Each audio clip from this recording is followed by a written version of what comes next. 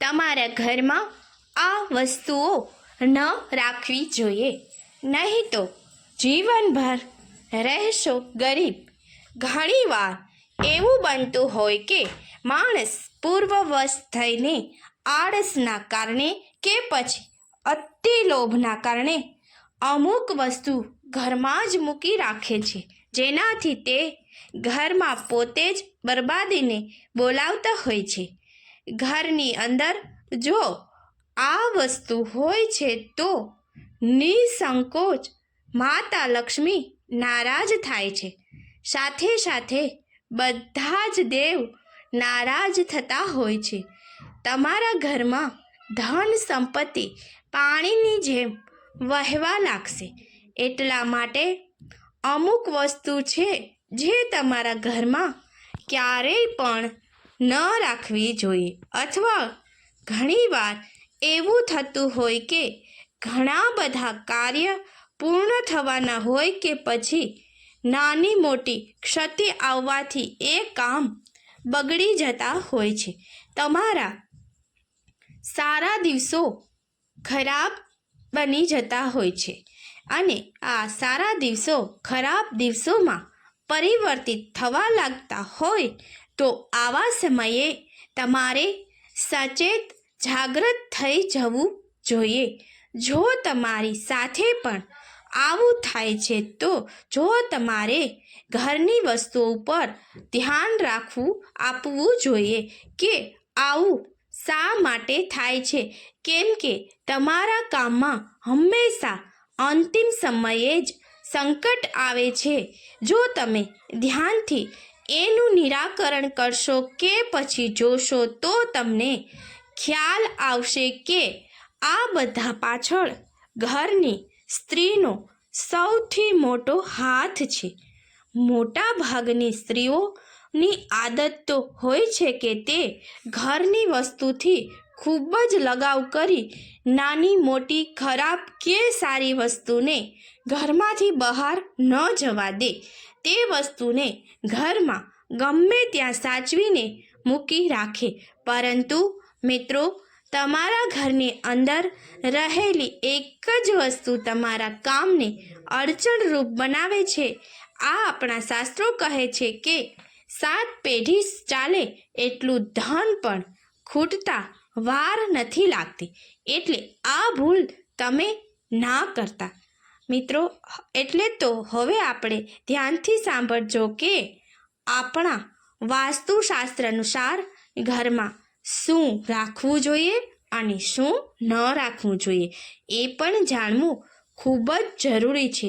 ઘણીવાર વ્યક્તિનું ભાગ્ય બદલાઈ જતા હોય છે.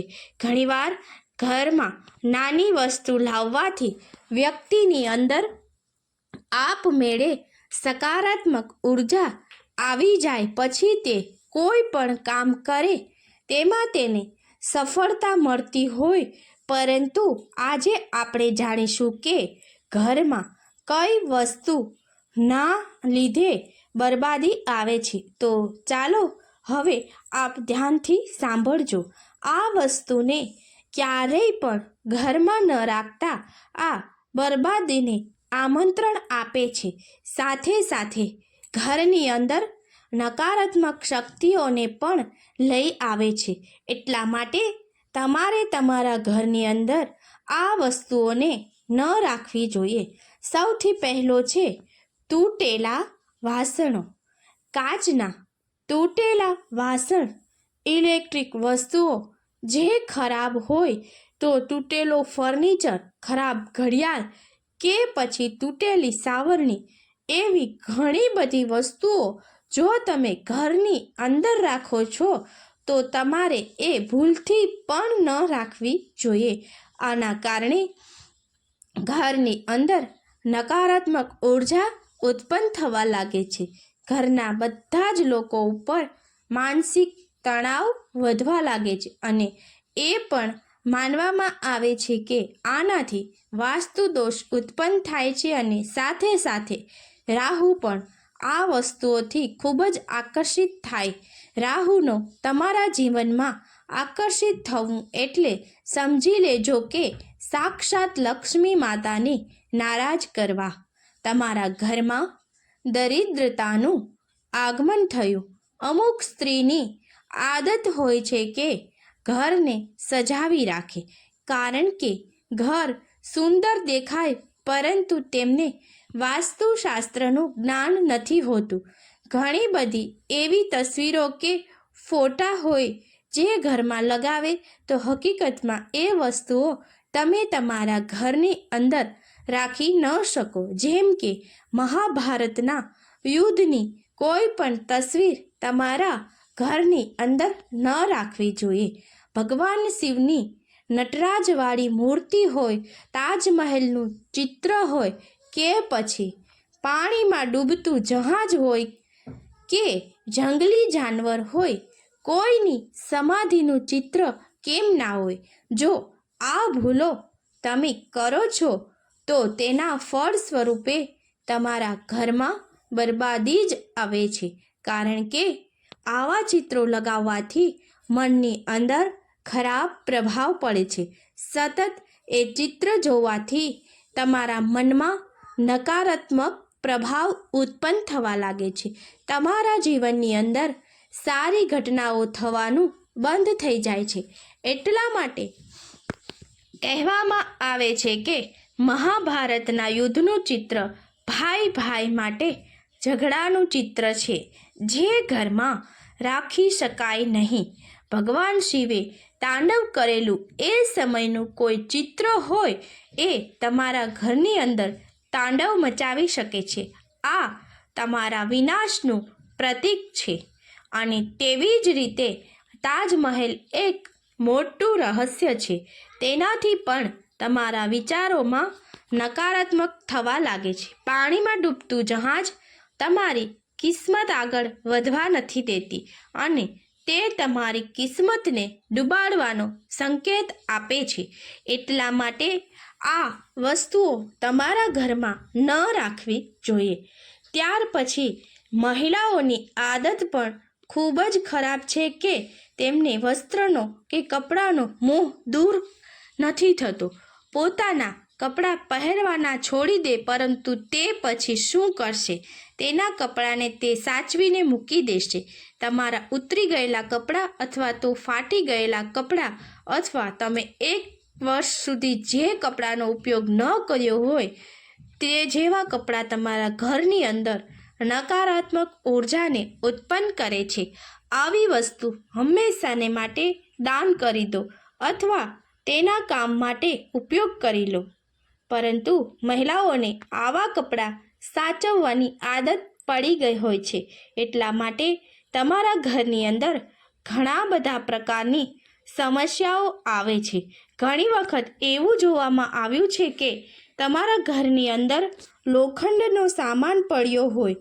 ઘણા પુરુષો આળસવશ થઈ તેનો નિકાલ નથી કરતા હોતા. આવા ભંગાર અને એને તમારે ઘરની અંદર ન રાખવો જોઈએ. ઘરની બહાર કોઈ સુરક્ષિત જગ્યાએ તેને અલગ મૂકી દો કે પછી ઘરમાં કોઈ એક જગ્યા નક્કી કરવી જોઈએ. તેની સાથે તમારા ઘરની અંદર તૂટેલા ચપ્પલ હોય તો તેને પણ બહાર ફેંકી દેવા જોઈએ, કારણ કે આ એ બરબાદીની નિશાની છે. ત્યાર પછી માતા બહેનોની એક આદત ખૂબ સારી છે જે ઘરને ખૂબ સુંદર અને સાફ રાખે છે.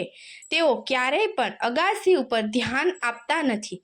અગાસીમાં એટલો બધો કચરો ભેગો કરે છે કે નકામી વસ્તુ ભેગી કરશે જે તમારા પરિવારમાં મુસીબત લાવી શકે છે.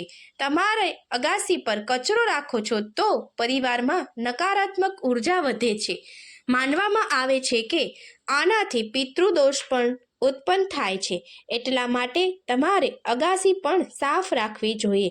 ઘણીવાર તમારું પર્સ ફાટેલું હોય છે કે પછી તમારી તિજોરી તૂટેલી હોય, તેની અંદર તમે કોઈ ધાર્મિક વસ્તુ રાખેલી હોય તો એ તૂટેલી વસ્તુમાં ધાર્મિક વસ્તુ રાખવાના તમને ઘણા બધા દોષ લાગે છે. એટલા માટે તમારે આ વસ્તુઓને ક્યારેય પણ તૂટેલી ન રાખવી જોઈએ. તૂટી જાય એટલે તરત જ બદલવી જોઈએ.